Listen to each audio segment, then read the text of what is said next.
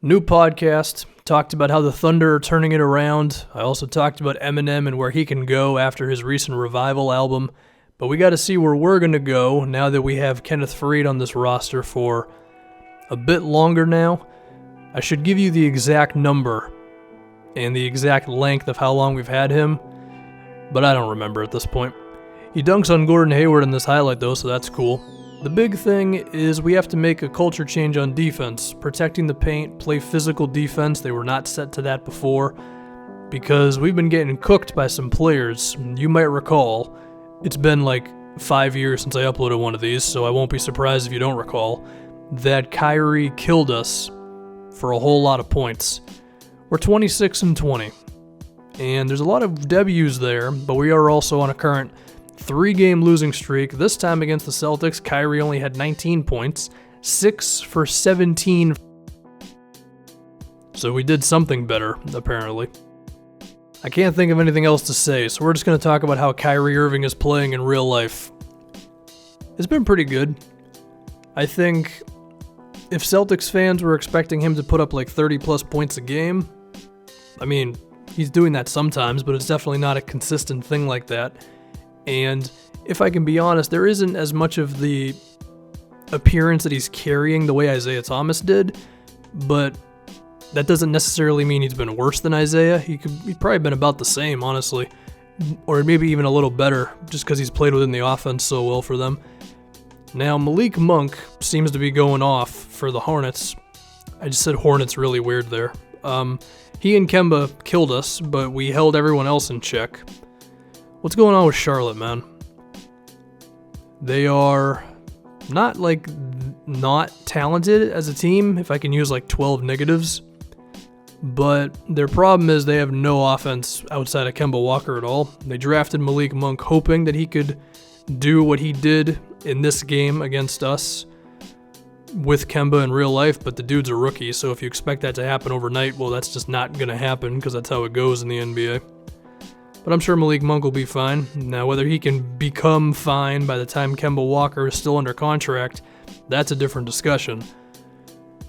I'm showing Nicholas Batum because he went like 2 for 10 or something like that in this game against us, so even if we were not able to stop the Hornets' dynamic backcourt, we were able to just keep everybody else there. I saw an interesting thing on Twitter about Dwight Howard, because we're staying on Charlotte here. The Hornets might be stuck with his contract, making like 20 plus million for this season, the year after that. Because even if they decided to stretch him, then he has a longer contract of like $7 million a season, which doesn't really sound that great. And now we played great defense against Westbrook, 3 for 17. So I have to assume that Frank Ntilikina and the boys on the perimeter are just playing some more physical defense, getting up into guys, and as a result, they're missing more shots, which is good. So it seems like the play physical defense thing is actually working for us. But even so, we're on a 3-game losing streak, so it's not the best thing in the world. And we're going to explore options for us to improve in about 60 seconds or so. So you got that to look forward to. I mentioned this on a podcast, the one that I linked 3 minutes ago, so I might as well link it now. Actually, hold on, we got Ntilikina footage on Westbrook. That's pretty good, he got a block shot. Anyway, here's a preview of the podcast, which is my shameless attempt to get you to watch it or listen to it. Westbrook's just going nuts in the last, 6 or 7 games when OKC's been on this winning streak. He's been shooting way less threes. Melo's been shooting more threes, and I guess just Westbrook attacking more causes the defense to close in more open shots for everybody else. Okay, DeAndre Jordan is on the trade market, but with that contract, it's not going to happen. I'm not taking a 31-year-old who's making $35 million a year.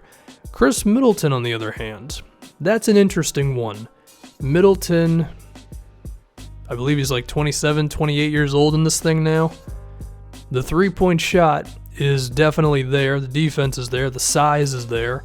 Milwaukee has not been able to just break out of the bottom of the Eastern Conference. Also, the Cavs can't lose at the moment. Now, his contract, you might think that's too high, but when we get to our team's salary in a moment, it might be one of our only opportunities to really get a guy like Middleton.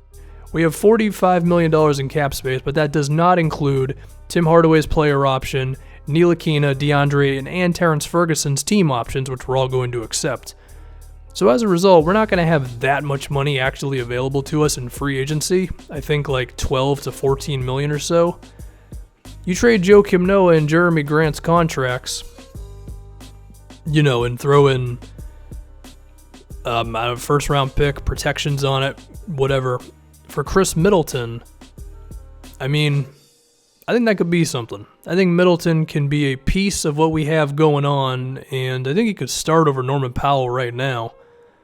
I remember I mentioned DeAndre Ayton having to be the big reason for us getting better on defense, and I do think that's still true because, centers make such an impact on that side of the floor.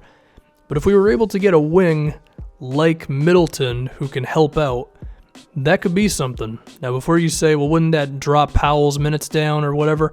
Powell's minutes probably should be a little lower. So it's an idea.